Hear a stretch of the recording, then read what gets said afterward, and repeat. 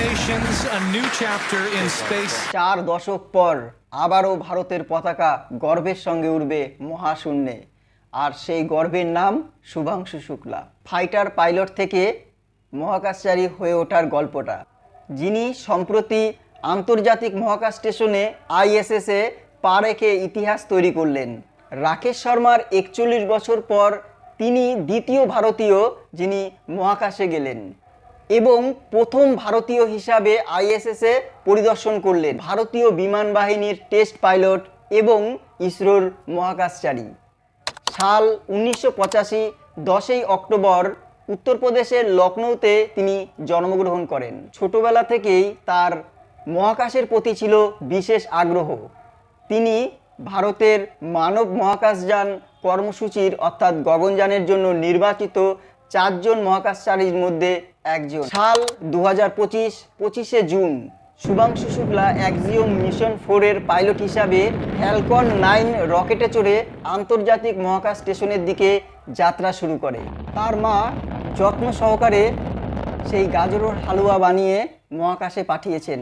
এই মিশনে তার সাথে ছিলেন মার্কিন কমান্ডার পেগি হুইটসন, পোল্যান্ডের মিশন বিশেষজ্ঞ স্লাভোজ উজানস্কি এবং হাঙ্গেরির মিশন বিশেষজ্ঞ টিবোর কাপু।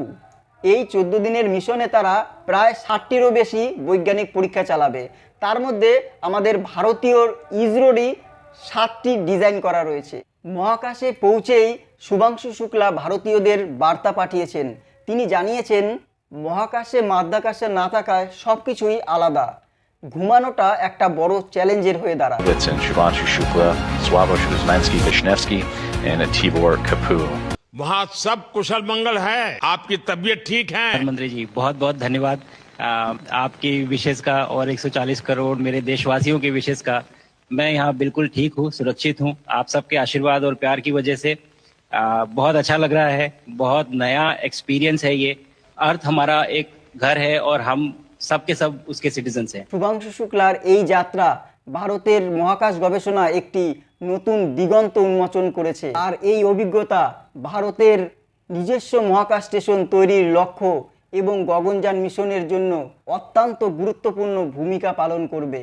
শুভাংশু শুক্লা শুধু একজন মহাকাশচারী নন, তিনি কোটি কোটি ভারতীয়র স্বপ্ন এবং আকাঙ্ক্ষার প্রতি নতুন প্রজন্মের জন্য বিজ্ঞান ও মহাকাশ গবেষণার প্রতি আগ্রহ জাগিয়ে তুলবে।